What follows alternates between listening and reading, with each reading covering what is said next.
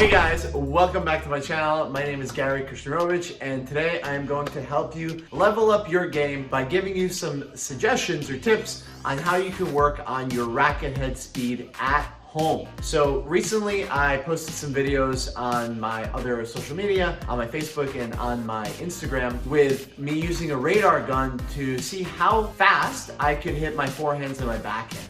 And I got into some discussions in the comments with a couple of my followers and a couple of other coaches and players about what it actually means to hit that ball at a speed that's, you look at it and you go, wow. I think I hit my fastest forehand was 107 miles per hour, and then my fastest backhand was 105. Interesting topic came up, and it's not that your shots need to be that fast. It's in order for you to achieve such speed, it means that the level of your racket head speed is going to be extremely high. That is not something that is easy to achieve. And so I think it's really, really important that we work on just the racket head speed concept to help you guys see if you can achieve a really fast ball. On the men's side, some of the top players such as Team and Rafa, Jack Sock, when he was at the top of the sport, Stan Wawrinka is another one, are averaging about in the mid to low 80s for their ground strokes. So this is not a serve that is hit in the mid 80 miles per hour range, but this is their forehands and their backhand. And so I think we look at this statistic, and a lot of people have, and the thought that comes to mind is, oh, I have to hit it big, I have to hit it hard all the time. No, the average is that. So that means that some shots you're gonna hit well over 100, maybe there'll be those easier putaways. And then some of your shots you're hitting, obviously, just neutral, or maybe in the low 60s where you're just kind of placing the ball where you need to. I think the important part for you guys to understand is, how do we actually achieve this? So I'm gonna give you a few drills that you can do to work on your racket head speed in the comfort of your home, and then a few drills that you can then take and apply onto the court. In order to have high racket head speed, first and foremost, you do need to be loose in your arms, right? From the shoulders down, you have to be kind of loose. So making sure that you're thoroughly warmed up before you go out and attempt this is going to be key. And make sure that you get some practice swings in at a much lower speed before you actually attempt to shred the ball or shred the drill, right? Because some of this stuff you can do with just shadow. One of the tools that we often see players use is a swing weight. Now, if you don't have a swing weight, that's totally fine. And what I'm gonna show you are 3 ways that you can simply work on increasing your racket head speed with just some things that you might have around your house and your racket. So first, we obviously have a racket.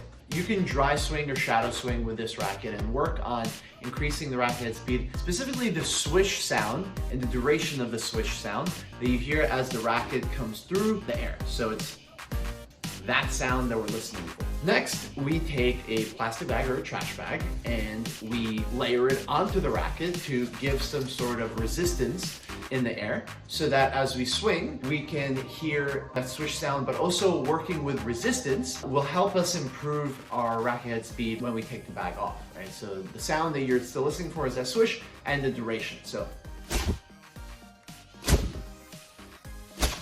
lastly, simple tool is a towel, right? So you grab a towel, longer towel, and you tie a knot off so that the knot is going to be roughly at the end of where your racket length would be. So if I take the racket and I take the towel, it's the length of the racket. And what you're doing is you're adding some weight at the end, and you're gonna, again, do the same thing. You make that knot, and you're gonna be working on that swish. So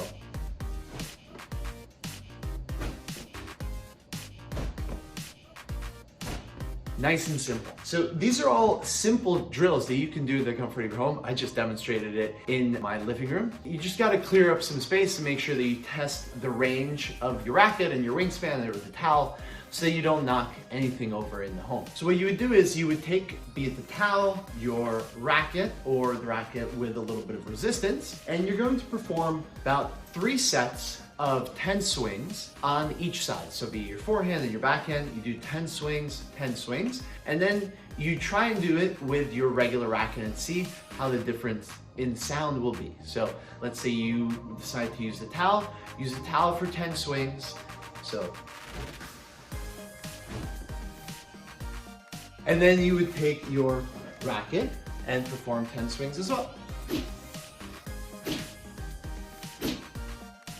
Awesome. Great workout. You don't need a lot of space to do it. It's a great exercise to help you improve your racket head speed. Now on the court, what you're going to do and how you actually take these racket head speed drills and apply them on the court into a live drill or a hand feeding drill is you want to pair a swing volley with either a ground stroke or a low ball. Maybe you'll start off with just doing swing volley reps. I'm going to show you a video of one of my players doing a backhand swing volley rep. And what they're working on is, again, that racket head acceleration on their backhand side. What you do is you take that drill, you let the player do it. You can either hand feed it or racket feed it. You can self feed it if you don't have a partner. And again, you do it for a set of 10, maybe 15, 20 balls, whatever feels most natural. What you're working on is loosening up the arms in the swing so that you could get that whip and acceleration from the preparation into the drop, right? It's kind of relaxed. And then you're whipping it through contact points. So as you're accelerating into contact, you want to listen for, again, that swish sound so that you're making sure that you're getting not just a